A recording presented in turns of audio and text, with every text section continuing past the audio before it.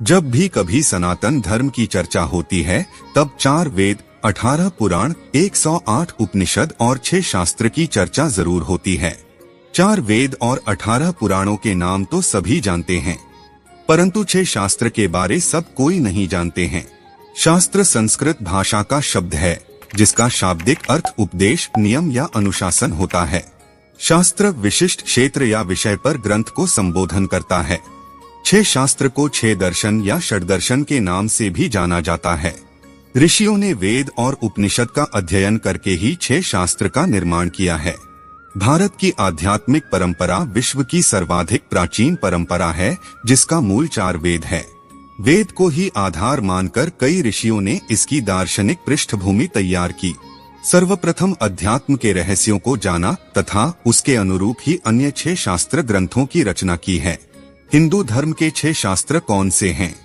6 शास्त्र एवं रचयिता के नाम कुछ इस प्रकार है। 1 महर्षि गौतम रचित न्याय शास्त्र, 2 महर्षि पतंजलि रचित योग शास्त्र, 3 महर्षि कपिल रचित सांख्य शास्त्र, 4 महर्षि कणाद रचित वैशेषिक शास्त्र, 5 महर्षि वेदव्यास रचित वेदांत शास्त्र, 6 महर्षि जैमिनी रचित मीमांसा शास्त्र, 1 न्याय शास्त्र। न्याय शास्त्र महर्षि गौतम द्वारा रचित शास्त्र है। गौतम ऋषि ने इस शास्त्र में पदार्थों के तत्वज्ञान से मोक्ष प्राप्त करने का वर्णन किया है। न्याय शास्त्र में पदार्थों के ब्रह्म ज्ञान से असत्य की मुक्ति, अशुभ कर्मों, दुखों से निवृत्ति और मोह से मुक्ति होती है। न्याय शास्त्र में ईश्वर को सृष्टिकर्ता, सर्वशक्तिमान, शरीर से आत्मा को अलग और प्रकृति को निर्जीव करने का कारण माना गया है।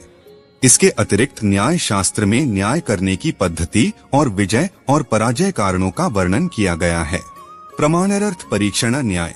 अर्थ प्रमाणों के द्वारा अर्थ की परीक्षा को न्याय कहा जाता है। न्याय शास्त्र को तर्क शास्त्र के नाम से भी जाना जाता है। न्याय शास्त्र को आद्यकाल, मध्यकाल तथा अंत्यकाल में विभाजित किया गया है। न्याय शास्त्र में 16 विषय दिए गए हैं। सिद्धांत, अवयव, तर्क, निर्णय, वाद, जल्प, वितंडा, हेत्वाभास, प्रमाण, प्रमेय, संशय, प्रयोजन, दृष्टांत, निग्रह स्थान, जाति और छल। यह 16 पदार्थों के तत्वज्ञान से आत्म तत्व का साक्षात्कार होता है और मोक्ष प्राप्त होता है। 2 योग शास्त्र। महर्षि पतंजलि द्वारा रचित योग शास्त्र में परमात्मा, प्रकृति और जीवात्मा का संपूर्ण वर्णन किया गया है। इसमें योग, चित्त, प्राण, आत्मा की वृत्तियां, नियंत्रण के उपाय, जीव के बंधन का कारण आदि यौगिक क्रियाओं का वर्णन मिलता है। यौगिक क्रिया के द्वारा परमात्मा का ध्यान आंतरिक हो जाता है। जब तक हमारी इंद्रियां बहिर्गामी हो तो ध्यान असंभव हो जाता है। महर्षि पतंजलि के योग शास्त्र में सांख्य शास्त्र के सिद्धांतों का समर्थन किया गया है। योग शास्त्र में भी 25 तत्व है जो सांख्य शास्त्र में दिए गए हैं। पतंजलि द्वारा रचित योग शास्त्र 4 भाग समाधि, साधन, विभूति और कैवल्य में विभाजित है। समाधि भाग में कहा गया है कि योग का संकेत और लक्ष्य क्या है और योग का साधन किस प्रकार का है। इसके साधन भाग में कर्मफल, क्लेश आदि का वर्णन किया गया है। विभूति भाग में योग के अंग क्या हैं, उसका परिणाम क्या है और उसके द्वारा अणिमा, महिमा आदि सिद्धियां प्राप्त कैसे करे यह कहा गया है। और कैवल्य भाग में मोक्ष प्राप्त करने के लिए अध्ययन किया गया है। योग शास्त्र का निचोड़ यह है कि प्रकृति के 24 भेद एवं आत्मा और ईश्वर इस प्रकार कुल 26 तत्व माने गए हैं।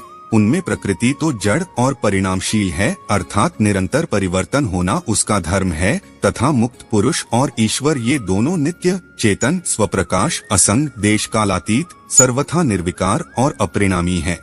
3 सांख्य शास्त्र। महर्षि कपिल द्वारा रचित इस सांख्य शास्त्र का मुख्य सिद्धांत सत्कार्यवाद है। सत्कार्यवाद के अनुसार सृष्टि का उपादान कारण प्रकृति है। सांख्य शास्त्र का निश्चित मत है कि अभाव से भाव या असत से सत की उत्पत्ति असंभव है। वास्तविक कारण से सत कार्य की उत्पत्ति होती है। सांख्य शास्त्र में प्रकृति से इस सृष्टि रचना और संहार के क्रम का विशेष रूप से वर्णन किया गया है। सांख्य शास्त्र में पुरुष चेतन तत्व है और प्रकृति अचेतन तत्व है। इसमें पुरुष प्रकृति का भोग करने वाला है, परंतु प्रकृति स्वयं का भोग करने वाली नहीं है। सांख्य शास्त्र भारत का अत्यंत प्राचीन और आस्तिक शास्त्र है। सांख्य शब्द का अर्थ समय, ज्ञान तथा संख्या बताया गया है। सांख्य शास्त्र के ज्ञान का प्रामाणिक स्रोत महर्षि कपिल निर्मित सांख्य सूत्र और भगवान कृष्ण रचित सांख्य कारिका है। इस शास्त्र में विकासवाद का समर्थक किया गया है। यह पुरुष और प्रकृति के सहयोग से विश्व को उत्पन्न बताता है। 4 वैशेषिक शास्त्र। महर्षि कणाद रचित द्वारा रचित वैशेषिक शास्त्र में धर्म को सत्यप्रायण रूप से वर्णन किया है। वैशेषिक शास्त्र के अनुसार लौकिक प्रशंसा और निश्रेय सिद्धि के साधन को धर्म बताया गया है। इसलिए मानव कल्याण के लिए धर्म का आचरण करना बहुत ही जरूरी है। वैशेषिक शास्त्र में 7 पदार्थ द्रव्य, गुण, कर्म, सामान्य, विशेष, समवाय और अभाव है। और द्रव्य 9 पृथ्वी, आप, तेज, आकाश, वायु, काल, दिक्, आत्मा और मन है। वैशेषिक मत में जड़ पदार्थ के तत्व ज्ञान को छोड़कर आत्म तत्व का ज्ञान नहीं होता है। अतः मुक्ति के लिए आत्म तत्व की ज्ञान प्राप्ति के लिए वैशेषिक शास्त्र में जड़ पदार्थों की भी विस्तार से आलोचना क्रमबद्ध है।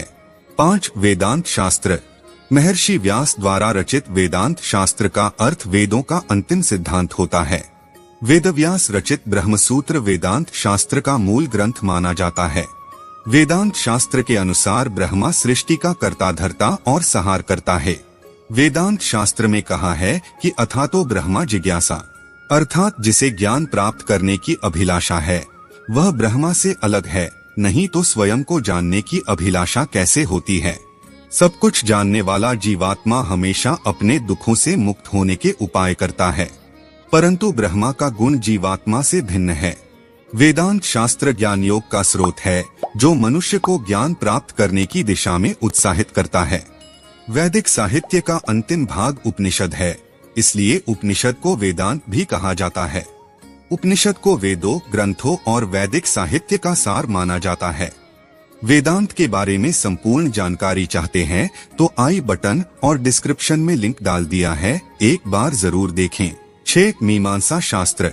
जैमिनी ऋषि द्वारा रचित मीमांसा शास्त्र में वैदिक यज्ञों में मंत्रों का विभाग और यज्ञों की प्रक्रियाओं वर्णन है। मीमांसा शास्त्र के अनुसार यज्ञों के मंत्रों, श्रुति, वाक्य, प्रकरण, स्थान और समाख्या को मूल आधार माना जाता है। मीमांसा शास्त्र में राष्ट्र की उन्नति के लिए मनुष्य के पारिवारिक जीवन से राष्ट्रीय जीवन के कर्तव्यों के वर्णन के साथ साथ अकर्तव्यों का भी वर्णन है। महर्षि जैमिनी ने धर्म के लिए वेद को भी मुख्य प्रमाण माना है। 6 शास्त्रों में कुछ समानताएं हैं जो कुछ इस प्रकार है। 1 शास्त्रों में वैदिक मंगलाचरण अथ शब्द से प्रारंभ होता है। 2 शास्त्रों के प्रथम सूत्र में ही अपना अपना प्रतिपाद्य विषय अवश्य होता है। 3 शास्त्रों के उद्देश्य कथन और उसका लक्षण बताते हैं, उसका पुनः शेष परीक्षण करते हैं। 4 शास्त्रों की शैली संक्षेप में की है। 5 शास्त्रों में प्रमुख विषय का ज्ञान देने के साथ साथ शास्त्र के उपविषयों का भी ज्ञान दिया गया है। 6 शास्त्रों वेदों को ही अपना प्रमाण स्वीकार करते हैं। 7 शास्त्र एक दूसरे की कमी दूर करने वाले हैं। अगर आपको हमारे दी गई यह जानकारी अच्छी लगी तो इसे अपने दोस्तों के साथ भी शेयर करें। हमारे अगले वीडियो प्राप्त करने के लिए हमें सब्सक्राइब करें और लाइक करें।